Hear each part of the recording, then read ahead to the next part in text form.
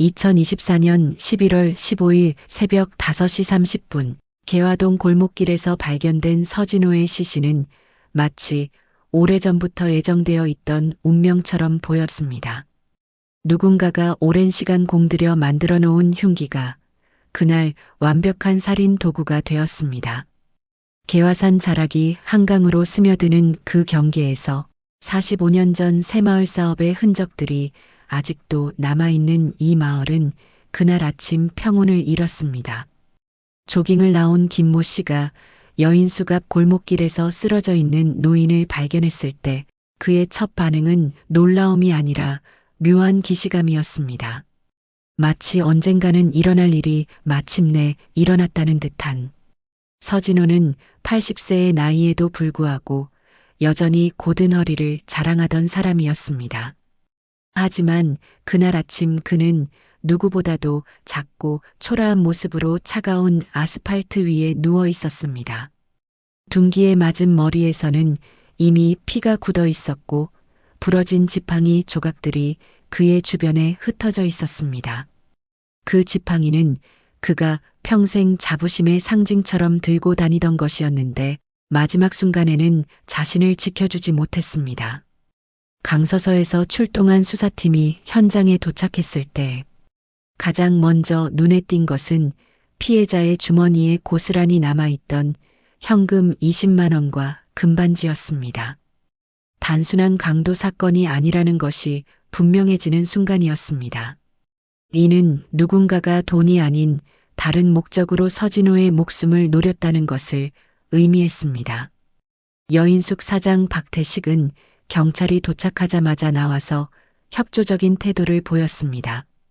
44세의 그는 사업 실패 후 마지막 희망으로 이 여인숙을 인수한 사람이었습니다. 그의 얼굴에는 충격과 걱정이 뒤섞여 있었지만 어딘가 부자연스러운 구석이 있었습니다. 마치 이미 예상하고 있던 일처럼 너무 침착했던 것입니다. 민수는 달랐습니다. 28세의 그는 여인숙에서 청소와 자비를 담당하고 있었는데 경찰을 보자마자 심하게 떨기 시작했습니다. 5년 전 교통사고로 입은 뇌손상의 후유증으로 말이 어눌한 그는 제대로 된 답변을 하지 못하고 계속해서 중얼거렸습니다. 그의 눈에는 두려움과 함께 묘한 죄책감 같은 것이 어려 있었습니다. 서진호가 누구인지는 개화동 주민이라면 모를 사람이 없었습니다. 그는 이 일대 재개발 구역의 핵심 토지 지분 40%를 소유한 인물이었습니다. 1979년 마을이 조성될 당시부터 이곳에 뿌리를 내린 그는 평생에 걸쳐 조금씩 토지를 늘려가며 지금의 지위를 만들어낸 사람이었습니다. 그의 토지 없이는 재개발이 불가능할 정도로 중요한 위치를 차지하고 있었습니다. 문제는 그가 6개월째 재개발 보상금을 시세의 2배로 요구하며 협상을 거부해오고 있다는 점이었습니다. 다른 주민들이 모두 합의한 상황에서 그 혼자만이 고집을 부리고 있었던 것입니다. 이로 인해 전체 재개발 사업이 무산될 위기에 처해 있었고 주민들의 원망은 날로 커져가고 있었습니다. 2024년 9월 서울시가 정비사업 규제 완화를 발표한 후 개화동의 재개발 기대감은 최고조에 달해 있었습니다. 45년간 고도 제한과 각종 규제로 묶여있던 이 마을에 마침내 변화의 바람이 불기 시작한 것입니다. 하지만 서진호의 완고한 태도는 모든 희망을 가로막는 장벽이 되어 있었습니다. 현장을 조사하던 수사팀은 곧 이상한 점을 발견했습니다. 서진고가 쓰러진 위치가 여인숙 바로 앞이라는 것, 그리고 그 시간에 그곳에 나와 있을 이유가 명확하지 않다는 것이었습니다. 평소 그는 새벽에 산책을 나가는 습관이 없었고 여인숙과도 별다른 관계가 없었습니다. 하지만 더 자세한 조사 결과 최근 들어 서진호와 여인숙 사이에 몇 차례 마찰이 있었다는 사실이 드러났습니다. 특히 여인숙 직원인 민수를 대하는 서진호의 태도가 상당히 모욕적이었다는 증언들이 나오기 시작했습니다. 그는 민수를 가리켜 종종 정신병자나 폐물이라고 부르곤 했습니다. 그날 아침 개화동에 내린 첫눈은 곧 녹아버렸지만 서진호의 죽음이 남긴 충격은 마을 전체를 얼어붙게 만들었습니다. 45년간 이어져 온 평온한 일상이 한순간에 깨져버린 것입니다. 그리고 이것이 단순한 우발적 범죄가 아니라 더 깊고 복잡한 이야기의 시작이라는 것을 그때는 아무도 예상하지 못했습니다. 정윤호 형사가 본격적인 수사에 착수한 것은 사건 발생 당일 오후였습니다. 42세의 베테랑 수사관인 그에게도 이번 사건은 단순해 보이지 않았습니다. 피해자 서진호를 둘러싼 인간관계의 복잡성이 수사 시작부터 그를 압도했습니다. 개화동은 서울 강서구의 서쪽 끝에 위치한 특별한 마을입니다. 1979년 취락구조 개선 사업으로 조성된 이 마을은 상사마을, 부성마을, 신대마을, 내촌마을, 새말마을 등 5개의 작은 마을로 구성되어 있습니다. 각각의 마을은 고유한 특색을 가지고 있지만 45년이 지나면서 하나의 공동체로 묶여 있었습니다. 그리고 그 중심에는 항상 서진호가 있었습니다. 서진호는 마을의 터줏대감이었습니다. 새마을 사업 당시부터 이곳에 뿌리를 내린 그는 다른 원주민들이 하나둘씩 떠나가는 동안에도 끝까지 자리를 지켰습니다. 오히려 떠나간 사람들의 땅을 조금씩 사들이며 자신의 영역을 확장해 나갔습니다. 그 결과 현재 개화동 전체 부지의 40%에 해당하는 땅을 소유하게 되었습니다. 그의 이러한 토지 확장 과정이 항상 공정했던 것은 아니었습니다. 경제적으로 어려워진 이웃들의 급박한 상황을 이용해 시세보다 낮은 가격으로 토지를 매입한 경우들이 있었습니다. 또한 상권을 독점하다시피 하면서 임대료를 지속적으로 올려 많은 주민들의 원망을 샀습니다. 그는 성공한 사업가였지만 동시에 마을 사람들에게는 탐욕스러운 지주로 여겨지고 있었습니다. 2024년 들어서면서 상황이 급변했습니다. 서울시가 정비사업 규제 완화를 발표하면서 그동안 고도 제한과 각종 규제로 묶여있던 개화동에도 재개발의 바람이 불기 시작한 것입니다.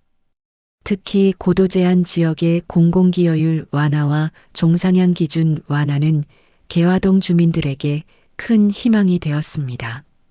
박태식이 여인숙을 인수한 것은 2023년 11월이었습니다. 그 이전에 여러 사업에 실패한 그에게 이 여인숙은 마지막 기회였습니다. 하지만 여인숙 사업만으로는 생계유지도 어려운 상황이었고 재개발만이 그의 인생을 바꿀 수 있는 유일한 희망이었습니다. 재개발이 성사될 경우 그가 얻을 수 있는 이익은 대략 15억 원 정도로 추정되었습니다. 문제는 서진호의 완고한 태도였습니다. 다른 주민들은 모두 재개발에 동의한 상황에서 그 혼자만이 보상금을 2배로 요구하며 협상을 거부했습니다. 법적으로는 전체 동의가 필요한 상황이 아니었지만 서진호의 지분이 워낙 크다 보니 그의 동의 없이는 사실상 재개발이 불가능한 상태였습니다. 민수는 이런 복잡한 상황의 한가운데서 가장 약한 존재였습니다. 2019년 음주운전 차량에 치인 후 뇌손상 후유증을 앓고 있던 그는 사회적 관계를 맺는 것 자체가 어려운 상황이었습니다. 가족들마저 그를 부담스러워하며 거리를 두고 있을 때 박태식이 손을 내밀었습니다. 그에게 박태식은 구원자이자 유일한 가족이었습니다. 서진호와 민수의 관계는 처음부터 좋지 않았습니다. 서진호는 민수의 장애를 이해하려 하지 않았고 종종 모욕적인 언사를 서슴지 않았습니다. 특히 재개발 논의가 본격화된 후에는 민수를 가리켜 정신병자나 폐물이라고 부르는 일이 잦아졌습니다. 이는 민수에게 큰 상처가 되었고 동시에 박태식의 분노를 자아내는 요인이 되었습니다. 마을 주민들의 여론도 복잡했습니다. 서진호에 대한 원망은 분명히 있었지만 그렇다고 그의 죽음을 원했던 것은 아니었습니다. 오히려 대부분의 주민들은 시간이 지나면 결국 서진호도 협상에 응할 것이라고 생각하고 있었습니다. 하지만 박태식에게는 그런 여유가 없었습니다. 박태식의 경제적 상황은 절망적이었습니다. 여인숙 운영으로는 월 200만 원 정도의 수익밖에 올릴 수 없었고 기존 사업 실패로 인한 빚은 3억 원에 달했습니다. 재개발이 성사되지 않으면 그는 파산할 수밖에 없는 상황이었습니다. 이런 절박함이 그를 극단적인 선택으로 이끌었을 가능성이 높아 보였습니다. 정윤호 형사는 수사를 진행하면서 이 모든 복잡한 이해관계를 파악해야 했습니다. 단순한 살인사건이 아니라 45년간 쌓인 마을의 역사와 욕망, 그리고 절망이 얽혀 있는 사건이었습니다. 그리고 그 중심에는 가장 약한 존재인 민수가 있었습니다. 과연 그가 단독으로 이런 범행을 저질렀을까? 아니면 누군가의 조종을 받았을까? 수사는 이제 시작되었습니다. 민수의 삶을 추적해가는 과정은 정윤호 형사에게도 고통스러운 일이었습니다. 한 사람이 어떻게 범죄의 도구로 변해갈 수 있는지 그 과정을 지켜보는 것은 수사관으로서도 인간으로서도 견디기 힘든 일이었습니다. 2019년 9월 15일 밤 10시 30분, 민수의 인생은 완전히 바뀌었습니다. 집에서 편의점으로 가던 길에 음주운전 차량에 치인 그는 3주간 의식불명 상태에 빠졌습니다. 다행히 목숨은 건졌지만 뇌손상으로 인한 후유증은 그의 모든 것을 앗아갔습니다. 기억력 저하, 언어장애, 그리고 무엇보다 사회성의 급격한 퇴화가 그를 기다리고 있었습니다. 사고 전에 민수는 평범한 청년이었습니다. 대학을 졸업하고 작은 회사에서 사무직으로 일하며 나름대로 독립적인 생활을 영위하고 있었습니다. 친구들과 어울리기를 좋아했고 연인과의 결혼도 계획하고 있었습니다. 하지만 사고 이후 모든 것이 사라졌습니다. 가장 먼저 떠나간 것은 연인이었습니다. 처음에는 옆에서 돌봐주겠다고 했지만 민수의 상태가 호전되지 않자 점차 거리를 두기 시작했습니다. 6개월 후에는 완전히 연락이 끊어졌습니다. 친구들도 마찬가지였습니다. 처음에는 병문안을 오고 격려를 해주었지만 시간이 지나면서 하나둘씩 멀어져 갔습니다. 가족의 반응은 더욱 냉혹했습니다. 부모는 민수를 돌보는 것을 부담스러워했고 형제들은 자신들의 생활에 지장을 준다며 불만을 표했습니다. 결국 민수는 가족들로부터도 사실상 버림받은 상태가 되었습니다. 그는 정부 지원금과 약간의 가족 지원으로 작은 원룸에서 혼자 살아가야 했습니다. 이런 상황에서 박태식의 제안은 민수에게 구원처럼 다가왔습니다. 2023년 11월 박태식은 우연히 민수의 사정을 알게 되었고 그를 여인숙 직원으로 고용하겠다고 제안했습니다. 급여는 많지 않았지만 민수에게는 숙식을 해결할 수 있는 기회였습니다. 더 중요한 것은 오랜만에 누군가가 자신을 필요로 한다는 느낌을 받을 수 있었다는 점이었습니다. 처음 6개월간 박태식은 정말로 좋은 고용주였습니다. 민수의 장애를 이해하려 노력했고 할 수 있는 범위 내에서 일을 맡겼습니다. 청소나 간단한 잡일들이었지만 민수는 그 일들을 성실하게 해냈습니다. 박태식도 민수의 성실함에 만족하며 격려를 아끼지 않았습니다. 하지만 2024년 5월부터 상황이 변하기 시작했습니다. 서울시의 정비사업 규제 완화 발표 이후 재개발에 대한 기대감이 높아지면서 박태식의 태도도 미묘하게 바뀌었습니다. 민수에 대한 관심이 더욱 각별해졌고 개인적인 대화를 나누는 시간도 늘어났습니다. 박태식은 민수에게 가족이라는 개념을 심어주기 시작했습니다. 민수에게는 가족이 없다는 것, 자신만이 민수의 편이라는 것을 반복적으로 강조했습니다. 민수는 이런 관심에 감격했고 박태식에 대한 의존도가 급격히 높아졌습니다. 박태식은 이런 민수의 반응을 세심하게 관찰하며 기록까지 남겼습니다. 7월부터는 서진호에 대한 이야기가 본격적으로 시작되었습니다. 박태식은 민수에게 서진호가 얼마나 이기적이고 탐욕스러운 사람인지를 설명했습니다.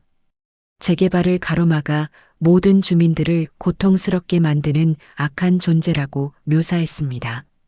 민수는 이런 이야기를 들으며 점차 서진호에 대한 부정적인 감정을 갖게 되었습니다. 8월에는 실제로 서진호가 민수를 모욕하는 사건이 발생했습니다. 서진고는 여인숙 앞을 지나가다 민수를 보고는 정신병자라고 말했습니다. 이 말을 들은 민수는 크게 상처받았고 박태식은 이를 계기로 더욱 적극적으로 민수의 감정을 조작하기 시작했습니다. 박태식은 민수에게 가족은 서로를 보호해야 한다는 개념을 주입했습니다. 가족을 모욕하는 사람은 용서할 수 없다는 생각을 심어주었습니다. 민수는 이런 교육을 받아들이며 점차 서진호에 대한 분노를 키워나갔습니다. 하지만 이 모든 과정에서 민수는 자신이 조작당하고 있다는 사실을 전혀 눈치채지 못했습니다. 9월부터는 더욱 구체적인 단계로 넘어갔습니다.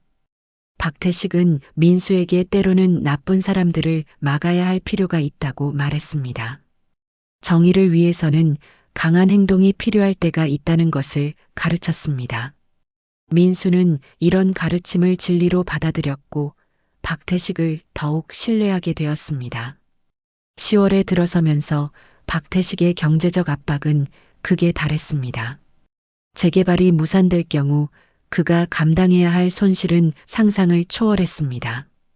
이때부터 그의 민수에 대한 조작은 더욱 노골적이고 직접적으로 변했습니다. 하지만 민수는 여전히 이 모든 것을 형의 사랑으로만 받아들였습니다. 그에게 박태식은 세상에서 유일한 가족이었고 그 가족을 위해서라면 무엇이든 할 수 있다고 생각하게 되었습니다. CCTV 복원 작업은 수사팀에게 충격적인 진실을 드러내 주었습니다. 여인숙과 주변 상가의 보안 카메라들이 기록한 영상들을 시간순으로 분석한 결과 박태식의 민수 조작 과정이 얼마나 체계적이고 계획적이었는지가 생생하게 드러났습니다. 8월 첫째 주 첫 번째 단계가 시작되었습니다. 박태식은 민수와의 대화에서 서진호에 대한 불만을 표출하기 시작했습니다. 처음에는 단순한 푸념 수준이었습니다. 재개발이 늦어지고 있다는 것, 서진호의 고집 때문에 모든 주민들이 피해를 보고 있다는 것을 이야기했습니다. 민수는 이런 이야기를 들으며 고개를 끄덕였지만 아직은 별다른 반응을 보이지 않았습니다. 하지만 박태식은 포기하지 않았습니다. 매일 조금씩 서진호에 대한 부정적인 이야기를 반복했습니다. 그가 얼마나 이기적인지 다른 사람들의 고통에 무관심한지를 강조했습니다. 민수는 점차 이런 이야기에 관심을 보이기 시작했고 서진호에 대해 질문을 하기도 했습니다. 8월 셋째 주 박태식은 민수에게 가족의 소중함에 대해 이야기하기 시작했습니다. 진짜 가족은 혈연 관계가 아니라 서로를 아끼는 마음이라고 말했습니다. 민수가 혈연 가족들에게 버림받았다는 사실을 상기시키면서 자신만이 민수의 진짜 가족이라고 간주했습니다. 민수는 이런 말에 깊이 감동했고 박태식에 대한 애정과 의존도가 급격히 높아졌습니다. 9월 둘째 주 결정적인 사건이 발생했습니다. 서진호가 여인숙 앞을 지나가다 민수를 보고 정신병자라고 모욕한 것입니다. 이 장면은 인근 상가의 CCTV에 그대로 기록되었습니다. 민수의 상처받은 표정, 그리고 이를 목격한 박태식의 분노한 모습까지 모두 카메라에 담겼습니다. 박태식은 이 사건을 계기로 두 번째 단계로 넘어갔습니다. 그는 민수에게 가족을 모욕하는 행위가 얼마나 용서할 수 없는 일인지를 설명했습니다. 서진호가 단순히 재개발을 방해하는 것을 넘어서 민수라는 사람의 존재 자체를 부정했다고 말했습니다. 민수는 이런 해석에 크게 동조했고 서진호에 대한 분노를 표출하기 시작했습니다. 9월 말부터는 박태식의 접근 방식이 더욱 교묘해졌습니다. 그는 민수에게 직접적으로 복수를 이야기하지는 않았습니다. 대신 정의의 개념을 심어주기 시작했습니다. 나쁜 사람들이 계속 나쁜 짓을 하도록 내버려 두는 것도 잘못이라고 말했습니다. 선한 사람들은 때로는 적극적으로 행동해야 한다고 가르쳤습니다. 10월 첫째 주 박태식은 민수에게 구체적인 상황을 가정한 질문을 하기 시작했습니다. 만약 누군가가 계속해서 가족을 괴롭힌다면 어떻게 해야 할지, 말로는 통하지 않는 사람을 어떻게 막을 수 있을지를 물었습니다. 민수는 처음에는 혼란스러워했지만 점차 박태식이 원하는 방향의 답을 하기 시작했습니다. 10월 중순 세 번째 단계가 시작되었습니다. 박태식은 민수에게 서진호가 사라지면 모든 문제가 해결될 것이라고 암시했습니다. 직접적으로 해를 가하라고 하지는 않았지만 그런 상황을 상상해 보도록 유도했습니다. 민수는 이런 상상에 빠져들기 시작했고 점차 현실과 구분하기 어려워했습니다. 10월 말 박태식의 경제적 압박은 극에 달했습니다. 재개발 투자금을 빌려준 사채업자들의 압박이 심해졌고 여인숙 운영도 적자가 계속되고 있었습니다. 이때부터 그의 민수에 대한 조작은 더욱 직접적이고 절박하게 변했습니다. 11월 첫째 주 네 번째이자 마지막 단계가 시작되었습니다. 박태식은 민수에게 진짜 가족이라면 서로를 위해 희생할 줄 알아야 한다고 말했습니다. 때로는 어려운 결정을 내려야 할 때가 있다고 강조했습니다. 민수는 이런 말을 들으며 박태식을 위해 무엇이든 하겠다는 의지를 보였습니다. CCTV 분석 과정에서 가장 충격적이었던 것은 박태식이 민수의 반응을 세밀하게 관찰하고 기록하는 모습이었습니다. 그는 매일 민수와의 대화 내용과 민수의 반응을 수첩에 적었습니다. 마치 과학 실험을 하듯 체계적으로 접근했던 것입니다. 특히 주목할 점은 박태식이 민수의 감정 상태를 정확히 파악하고 있었다는 것입니다. 민수가 언제 가장 취약해지는지, 어떤 말에 가장 크게 반응하는지를 정확히 알고 있었습니다. 그리고 그런 순간들을 놓치지 않고 활용했습니다. 11월 10일경부터는 박태식의 행동에서 절망적인 분위기가 감지되기 시작했습니다. 사채업자들의 압박이 극에 달했고 재개발이 무산될 경우에 후유증을 감당할 수 없는 상황이 되었습니다. 이때부터 그의 민수에 대한 유도는 더욱 노골적이고 직접적으로 변했습니다. 가장 결정적인 장면은 11월 12일 저녁에 포착되었습니다. 박태식은 민수에게 여인숙 창고에 있는 쇠파이프를 보여주면서 이런 것으로도 나쁜 사람들을 막을 수 있다고 말했습니다. 민수는 그 쇠파이프를 만져보며 묘한 표정을 지었습니다. 마치 무언가를 깨달은 듯한 표정이었습니다.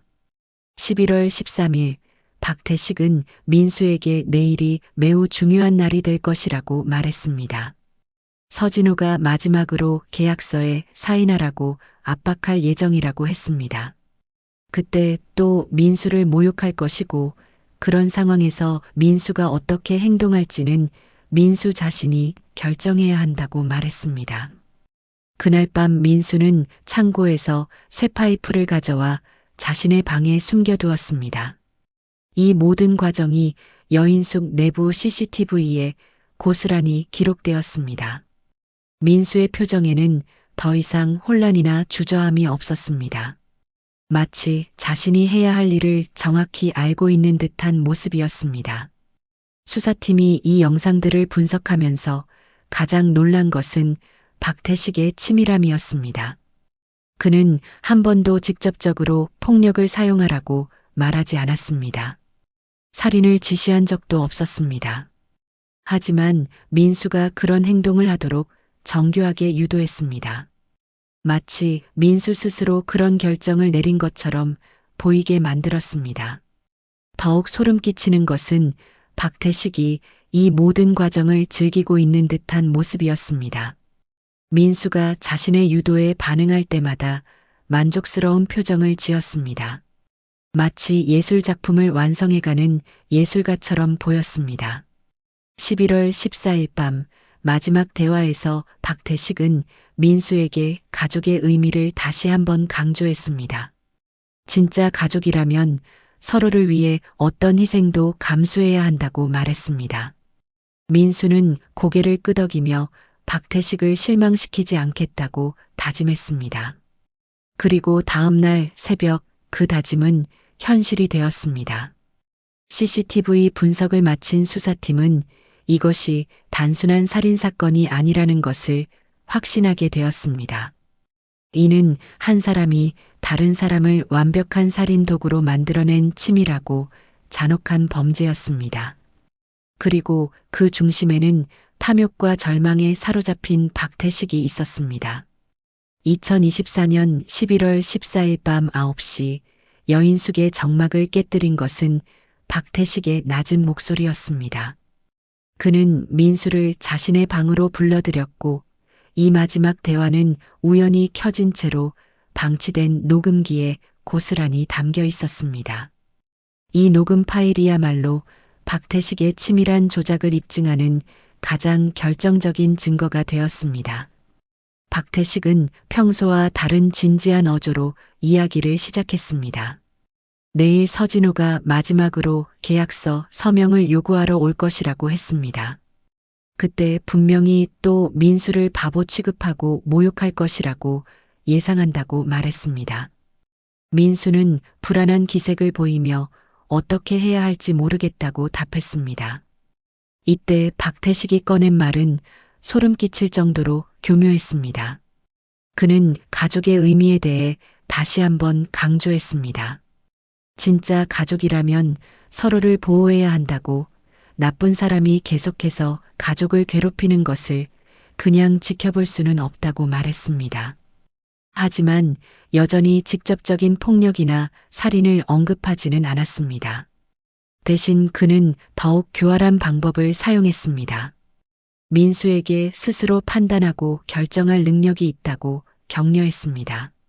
어떤 행동을 취할지는 민수 자신이 정해야 한다고 말했습니다. 마치 민수의 자율성을 존중하는 것처럼 보였지만 실제로는 책임을 전가하려는 의도가 숨어 있었습니다. 민수는 이런 말을 들으며 점점 더 혼란스러워했습니다. 박태식을 실망시키고 싶지 않다는 마음과 무엇을 해야 할지 모르겠다는 불안감 사이에서 갈등했습니다. 그는 박태식에게 구체적으로 무엇을 원하는지 물어봤지만 박태식은 끝까지 직접적인 답변을 피했습니다. 대화가 끝날 무렵 박태식은 마지막 한마디를 던졌습니다. 내일이 그들 모두에게 매우 중요한 날이 될 것 같다고 했습니다. 모든 것이 결정되는 날이 될 것이라고 암시했습니다. 민수는 이 말을 듣고 무언가를 결심한 듯한 표정을 지었습니다. 대화가 끝난 후 민수는 자신의 방으로 돌아갔지만 잠들지 못하고 계속 뒤척였습니다. 여인숙 복도의 CCTV는 그가 밤 11시경 창고로 내려가는 모습을 포착했습니다. 그곳에서 그는 며칠 전 박태식이 보여준 쇠파이프를 가져왔습니다. 쇠파이프는 길이 60cm, 직경 3cm 정도의 철제 파이프였습니다. 원래는 여인숙 보일러 수리용으로 보관하던 것이었는데 한쪽 끝이 날카롭게 갈려 있어 충분히 흉기로 사용될 수 있는 상태였습니다. 민수는 이 파이프를 자신의 침대 밑에 숨겨두었습니다. 그날 밤 민수가 겪었을 내적 갈등을 상상해 보는 것만으로도 가슴이 아팠습니다. 뇌손상 후유증으로 인한 판단력 저하 상태에서 그는 박태식의 6개월간의 조작에 완전히 휘둘리고 있었습니다. 자신이 사랑하고 의존하는 유일한 가족을 위해 무언가를 해야 한다는 압박감이 그를 짓누르고 있었습니다. 새벽 2시경 민수는 창문 밖을 내다보며 한참을 서 있었습니다. 개화산의 실루엣이 어둠 속에 희미하게 보였고 한강에서 불어오는 차가운 바람이 유리창을 때렸습니다. 그는 무엇을 생각하고 있었을까요? 아마도 박태식이 심어준 가족을 보호해야 한다는 명제와 나쁜 사람을 막아야 한다는 정의감이 그의 혼란스러운 의식 속에서 맴돌고 있었을 것입니다.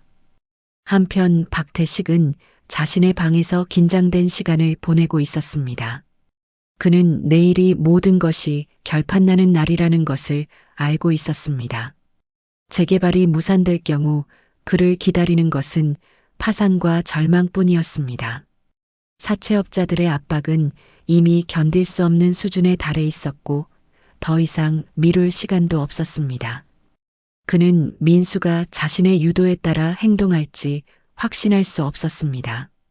6개월간의 치밀한 조작에도 불구하고 실제로 행동에 옮기는 것은 또 다른 문제였습니다. 하지만 그에게는 다른 선택의 여지가 없었습니다. 이것이 마지막 기회였습니다. 새벽 4시경 박태식은 민수의 방 앞을 지나가며 문틈으로 안을 들여다봤습니다. 민수는 침대에 누워 있었지만 잠들지 못한 채 천장을 바라보고 있었습니다. 그의 눈에는 결단을 내린 사람의 굳은 의지가 서려 있었습니다. 박태식은 만족스러운 미소를 지으며 자신의 방으로 돌아갔습니다. 그의 계획은 완성되었습니다. 이제 남은 것은 결과를 기다리는 것뿐이었습니다. 그는 마침내 잠에 들었고 2시간 후 개화동에서는 45년 만에 첫 살인 사건이 벌어지게 되었습니다. 그날 밤이 지나고 나면 세 사람의 인생이 완전히 바뀔 것이라는 사실을 그때는 아무도 몰랐습니다. 서진호는 죽음을 맞이할 것이고 민수는 살인자가 될 것이며 박태식은 교사범으로 법정에 서게 될 것이었습니다. 운명의 새벽이 다가오고 있었습니다. 2024년 11월 16일부터 30일까지 수사는 급물살을 탔습니다. 정윤호 형사와 수사팀은 박태식의 치밀한 범행을 입증할 수 있는 결정적 증거들을 하나씩 발견해 나갔습니다. 각각의 증거는 작은 퍼즐 조각 같았지만 모두 합쳐지면 충격적인 진실의 전체 그림을 완성했습니다. 가장 먼저 발견된 것은 박태식의 휴대폰에서 나온 민수관리 일지였습니다. 그는 2024년 5월부터 매일 민수와의 대화 내용과 민수의 반응을 세세하게 기록해왔습니다. 마치 심리학 실험 기록처럼 체계적이고 냉정했습니다. 오늘 서진호 이야기에 평소보다 강한 반응을 보임, 또 가족이라는 단어에 특히 민감하게 반응, 정의감에 호소하는 방식이 효과적 같은 내용들이 빼곡히 적혀 있었습니다. 더욱 소름 끼치는 것은 단계별 계획표였습니다. 박태식은 민수를 조작하는 과정을 4단계로 나누어 치밀하게 계획했습니다. 1단계는 신뢰관계 구축, 2단계는 적대감 조성, 3단계는 정의감 자극, 4단계는 행동 유도였습니다. 각 단계마다 예상 소요 기간과 핵심 전략이 상세히 기술되어 있었습니다. 박태식의 경제적 상황도 낱낱이 드러났습니다. 그의 계좌에는 재개발 성사를 조건으로 받은 선투자금 3억 원이 들어 있었습니다. 이는 지하 사금융업체로부터 빌린 돈이었는데 재개발이 무산될 경우 이자를 포함해 5억 원을 갚아야 하는 상황이었습니다. 또한 서진호가 사망한 다음 날 추가로 2억 원이 입금될 예정이라는 계약서도 발견되었습니다. 민수의 정신감정 결과는 더욱 충격적이었습니다. 서울대학교병원 정신과 전문의들의 종합적인 검사 결과 민수의 피 암시성은 일반인보다 3배 이상 높은 상태였습니다. 뇌손상 후유증으로 인한 판단력 저하와 함께 극도의 외로움과 버림받음에 대한 공포가 그를 더욱 취약하게 만들었습니다. 전문의들은 이런 상태에서 6개월간의 체계적인 심리 조작을 받는다면 충분히 범행이 가능하다고 진단했습니다. 법정에서의 민수의 증언은 모든 사람의 가슴을 아프게 했습니다. 그는 박태식이 직접 죽이라고 지시한 적은 없다고 반복해서 말했습니다. 하지만 동시에 형님을 실망시키고 싶지 않았다고, 형님이 자신을 가족이라고 해준 것이 너무 고마웠다고 울먹였습니다. 그에게 박태식은 세상에서 유일한 희망이었고 그 희망을 잃을 수는 없었습니다. 특히 사건 당일의 상황을 설명할 때 민수의 혼란은 극에 달했습니다. 서진호가 또다시 자신을 바보라고 쓸모없다고 말했을 때의 모욕감과 분노, 그리고 그 순간 머릿속에서 울린 박태식의 목소리에 대해 이야기했습니다. 가족을 지켜야 한다. 나쁜 사람을 막아야 한다는 말들이 계속 맴돌았다고 했습니다. 민수는 쇠파이프를 들어 서진호를 내리치는 순간에 대해서도 상세히 증언했습니다. 그 순간에는 분노와 정의감이 모든 것을 압도했다고 했습니다. 서진호를 나쁜 사람으로, 자신과 박태식이라는 가족을 괴롭히는 악한 존재로만 보였다고 했습니다. 하지만 서진호가 쓰러진 후에는 곧바로 정신이 들었고 자신이 저지른 일의 심각성을 깨달았다고 했습니다.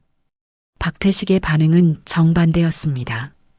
그는 끝까지 자신의 무죄를 주장했습니다. 민수를 단순히 격려하고 위로했을 뿐이라고 말했습니다. 서진호에 대한 불만을 표출한 것은 사실이지만 그것이 살인을 지시한 것은 아니라고 주장했습니다. 민수가 저지른 일은 전적으로 민수 개인의 선택이라고 발뺌했습니다. 하지만 검찰이 제시한 증거들은 박태식의 주장을 완전히 무너뜨렸습니다. 휴대폰의 관리 일지, 단계별 조작 계획, CCTV에 포착된 체계적인 세뇌 과정, 그리고 결정적으로 11월 14일 밤의 녹음 파일까지, 이 모든 것들이 박태식의 고의성과 계획성을 명확히 보여주었습니다. 특히 충격적이었던 것은 박태식이 민수의 장애를 악용했다는 점이었습니다. 그는 민수의 뇌손상 후유증과 사회적 고립 상태를 정확히 파악하고 이를 자신의 목적을 위해 이용했습니다. 민수가 가장 취약한 지점인 가족에 대한 갈망을 파고들어 완전한 조작에 성공했습니다. 또한 박태식이 범행 후에도 계속해서 민수를 통제하려 했다는 증거도 발견되었습니다. 사건 당일 오전 그는 민수에게 경찰이 와도 당황하지 말고 평소처럼 행동하라고 지시했습니다. 혹시 모를 상황에 대비해 미리 대응 방안을 알려준 것이었습니다. 수사 과정에서 밝혀진 또 다른 충격적 사실은 박태식이 이미 몇 달 전부터 다른 방법들도 검토했다는 것이었습니다. 그의 컴퓨터에서는 독살, 교통사고, 위장, 실종 등 다양한 범행 방법에 대한 검색 기록이 발견되었습니다. 하지만 결국 그가 선택한 것은 민수를 이용하는 방법이었습니다. 가장 안전하고 확실한 방법이라고 판단했던 것입니다. 이 모든 증거들이 법정에 제출되면서 박태식의 변론은 설득력을 완전히 잃었습니다. 그는 더 이상 단순한 격려나 우연한 상황이라고 주장할 수 없게 되었습니다. 6개월에 걸친 치밀하고 계획적인 살인교사라는 검찰의 주장이 명확히 입증되었습니다. 2024년 12월 20일 서울중앙지방법원 대법정은 숨막히는 긴장감으로 가득했습니다. 개화동 여인숙 살인 사건의 최종 판결이 선고되는 날이었습니다. 방청석에는 피해자 서진호의 가족들, 개화동 주민들, 그리고 이 사건에 관심을 가진 시민들이 빼곡히 자리를 채웠습니다. 재판부는 3명의 판사로 구성되었으며 재판장은 30년 경력의 베테랑 김철수 판사였습니다. 그는 이 사건을 심리하면서 여러 차례 깊은 고민에 빠졌다고 나중에 밝혔습니다. 단순한 살인사건이 아니라 우리 사회의 어두운 단면을 보여주는 복합적인 사건이었기 때문이었습니다. 검찰 측은 박태식에게 살인교사 혐의로 무기징역을 구형했습니다. 주임 검사는 최종 변론에서 이 사건의 본질을 명확히 규정했습니다. 박태식이 정신적 취약자를 6개월에 걸쳐 체계적이고 의도적으로 조작하여 살인을 유도한 것은 직접 살인을 저지른 것과 다름없는 악질적 범행이라고 주장했습니다. 특히 검찰은 박태식의 범행 수법이 얼마나 치밀하고 잔혹했는지를 강조했습니다. 그는 민수의 장애와 사회적 고립 상태를 철저히 악용했습니다. 가장 약한 존재를 도구로 이용했다는 점에서 일반적인 살인교사보다 훨씬 중한 처벌이 필요하다고 주장했습니다. 변호인 측은 박태식의 절박한 경제적 상황과 심적 고통을 참작해달라고 호소했습니다. 또한 직접적인 살인 지시가 없었다는 점, 민수의 행동이 예상을 넘어선 것이라는 점을 들어 감형을 요청했습니다. 하지만 이런 변론은 압도적인 증거 앞에서 설득력을 잃었습니다. 민수에 대한 재판은 별도로 진행되었습니다. 그에게는 심신미약 상태가 인정되어 감형 사유가 되었지만 여전히 살인죄의 책임을 면할 수는 없었습니다. 다만 그가 박태식의 조작에 의한 피해자이기도 하다는 점이 충분히 고려되었습니다. 가장 인상적이었던 것은 피해자 가족의 최후 진술이었습니다. 서진호의 장남은 아버지의 고집스러운 성격과 때로는 이기적인 면이 있었다는 것을 인정했습니다. 하지만 그런 성격적 결함이 죽음으로 이어져야 할 이유는 없다고 말했습니다. 무엇보다 한 사람의 탐욕이 약한 사람을 이용해 또 다른 생명을 앗아간 것에 대해 깊은 분노를 표했습니다. 개화동 주민들의 반응은 복잡했습니다.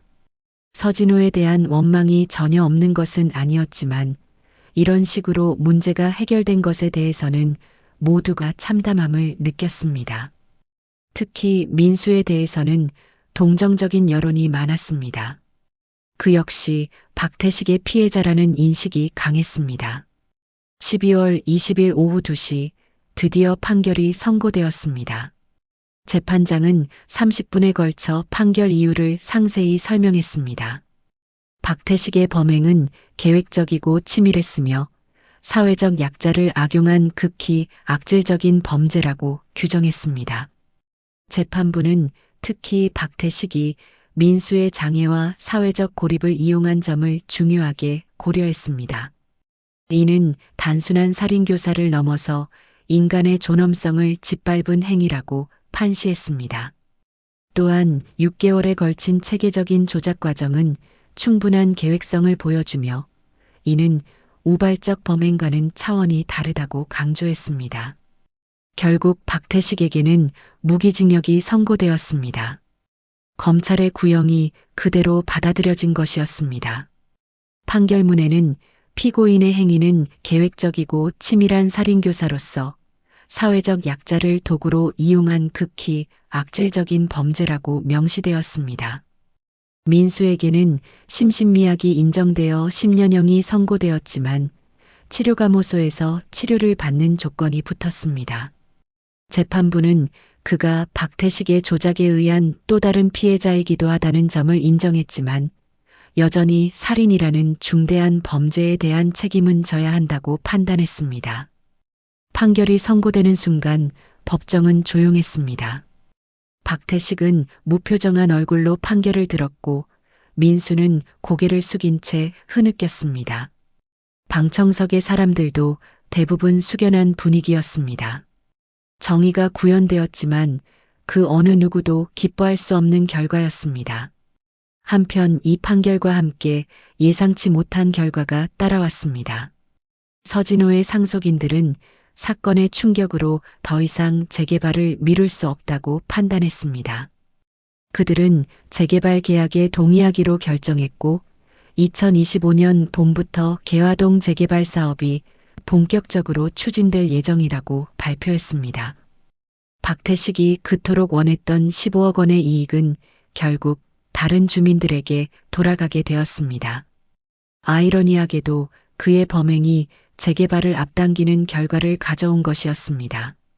하지만 그는 이 모든 것을 무기징역수로서 감옥에서 지켜봐야 하는 운명이 되었습니다. 2025년 4월 15일 따뜻한 봄볕이 개화동을 비추고 있었습니다. 하지만 이곳의 풍경은 6개월 전과 완전히 달라져 있었습니다. 45년간 마을을 지켜왔던 낡은 집들은 하나둘씩 철거되고 있었고 곳곳에서 굴삭기에 굉음이 울려 퍼졌습니다. 개화동의 마지막 변신이 시작된 것이었습니다. 재개발 현장 사무소가 들어선 자리는 아이러니하게도 예전 여인숙이 있던 곳이었습니다. 박태식과 민수가 6개월간 함께 살았던 그 공간은 이제 공사 계획도와 안전수칙이 붙은 임시 건물로 바뀌어 있었습니다. 지나가는 사람들은 이곳에서 벌어진 비극을 기억하는 듯 잠깐 걸음을 멈추곤 했지만 곧 일상의 바쁨 속으로 돌아갔습니다. 서진호의 가족들은 여전히 복잡한 감정 속에서 살아가고 있었습니다. 재개발로 인한 경제적 이익은 상당했지만 그 대가로 치른 것이 너무 컸습니다. 특히 서진호의 며느리는 마을 사람들과 마주치는 것을 꺼려했습니다. 사람들의 시선에서 원망과 연민이 교차하는 것을 느낄 수 있었기 때문이었습니다. 그 사람만 아니었어도 이런 일은 없었을 텐데라는 말과 그래도 죽을 일은 아니었는데라는 말이 마을에서는 동시에 들렸습니다. 서진호에 대한 평가는 여전히 엇갈렸지만 적어도 그의 죽음을 원했던 사람은 아무도 없었다는 것이 중론이었습니다. 개화동 주민들 대부분은 재개발로 인한 보상금을 받고 다른 곳으로 이주할 예정이었습니다. 45년간 함께 살아온 이웃들이 뿔뿔이 흩어지는 것이었습니다. 마을 회관에서 열린 송별회에서는 많은 사람들이 눈물을 흘렸습니다. 기쁜 눈물과 슬픈 눈물이 함께 흘러내렸습니다. 박태식은 서울구치소에서 무기징역수로서의 생활을 시작했습니다. 그는 여전히 자신의 무죄를 주장하며 상고를 준비하고 있었지만 승소 가능성은 희박해 보였습니다. 면회를 오는 사람도 거의 없었고 그의 존재는 점차 사람들의 기억에서 사라져가고 있었습니다.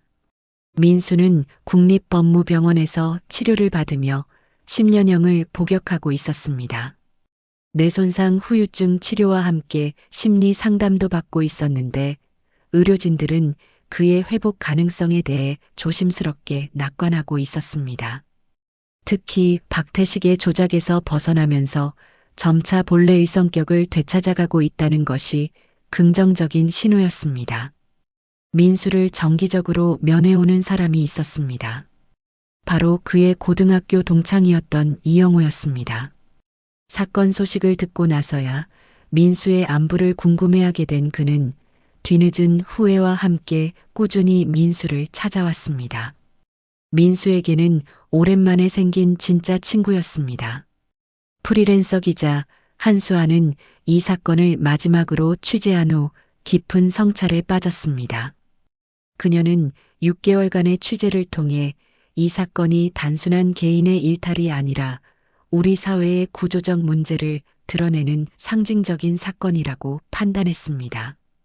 수아의 마지막 기사는 많은 사람들에게 깊은 인상을 남겼습니다.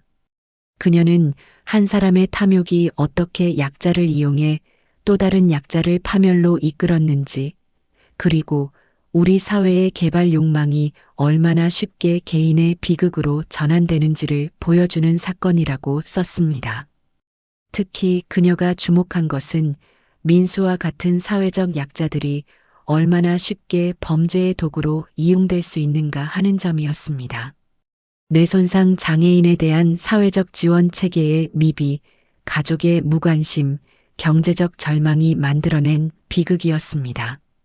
수아는 또한 개화동과 같은 오래된 주거지역의 재개발 과정에서 발생하는 갈등의 문제점도 지적했습니다.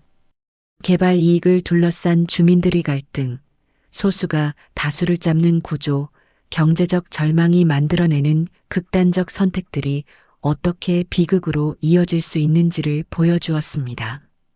개화산 너머로는 새로운 아파트 단지의 모습이 서서히 드러나고 있었습니다. 35층 높이의 현대적인 건물들이 하늘을 향해 솟아오르고 있었고 2026년 완공을 목표로 공사가 한창이었습니다. 이곳에는 1200세대가 입주할 예정이고 분양가는 평당 3천만 원을 넘을 것으로 예상되었습니다. 하지만 입주 예정자들 중에서 이곳의 어두운 과거를 아는 사람은 많지 않았습니다.